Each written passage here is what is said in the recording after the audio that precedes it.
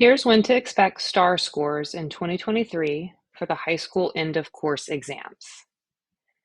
You are not alone if you are confused about when the STAAR English 1 and 2 end of course scores will be coming in 2023.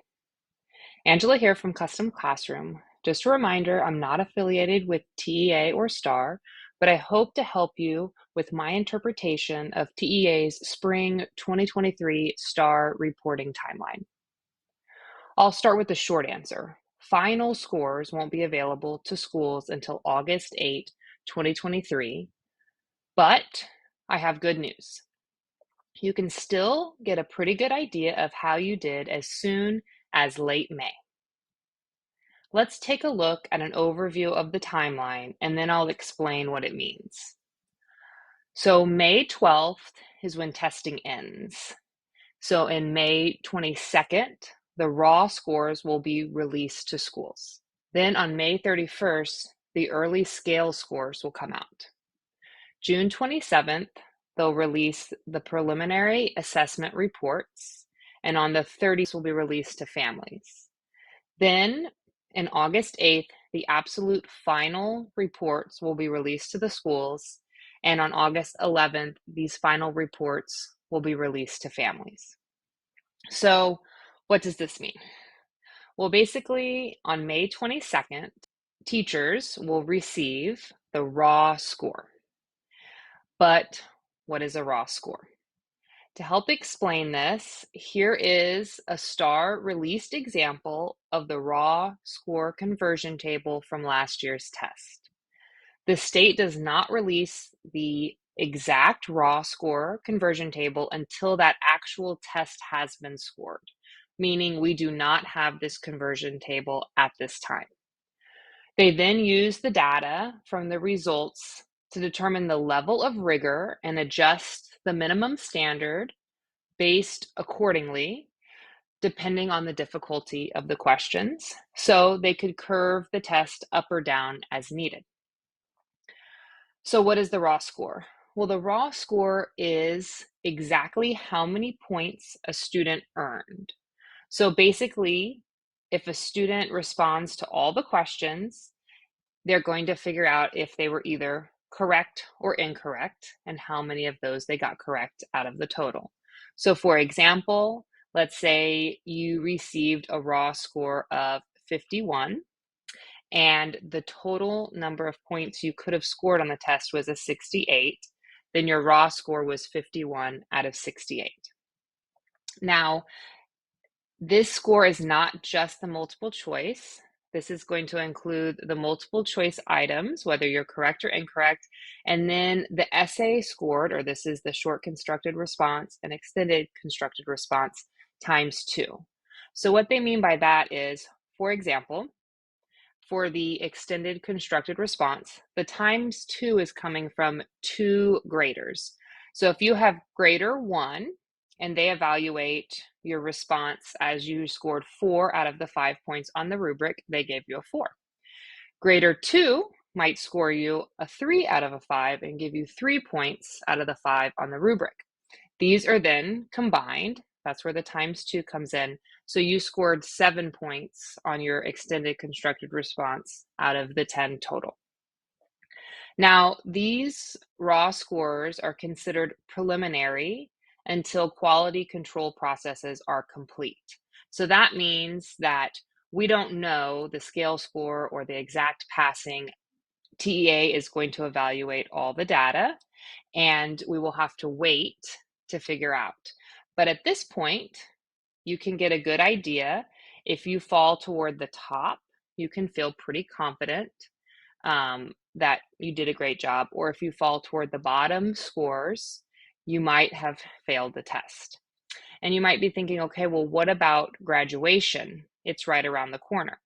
Well, to help districts support graduation decision making before the early scores are released, which is not until May 31st, TA will provide a table like this sample that indicates whether a total raw score earned is likely to pass, likely to not pass, or if you fall in the middle, you might be considered the zone of uncertainty, which means depending on how the scale ends up, you might pass or fail. So here, teachers and schools will have a pretty good idea of where students are falling along this table.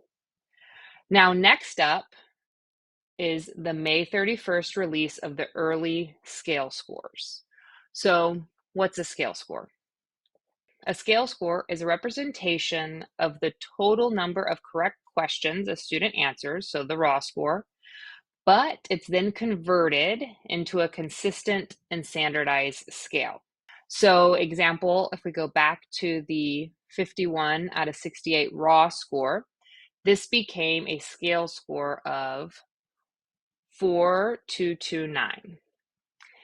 And it also shows that it became a percentile of 66, which means that this student that scored a raw score of 51 and then their scale score then shows that they scored higher than 66% of the other students who took the same test.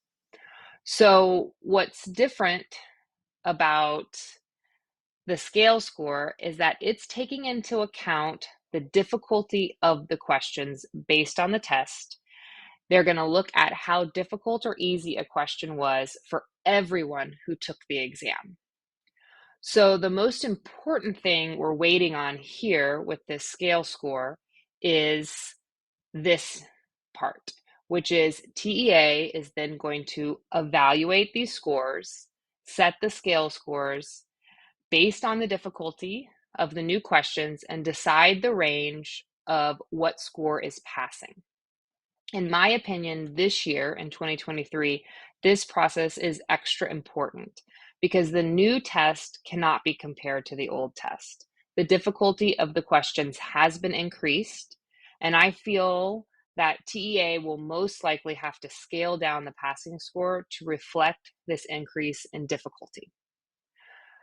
So with these early scale scores, May 31st, and this is for, reminder, the end of course in high school, final accelerated instruction and graduation decisions may be made from this information.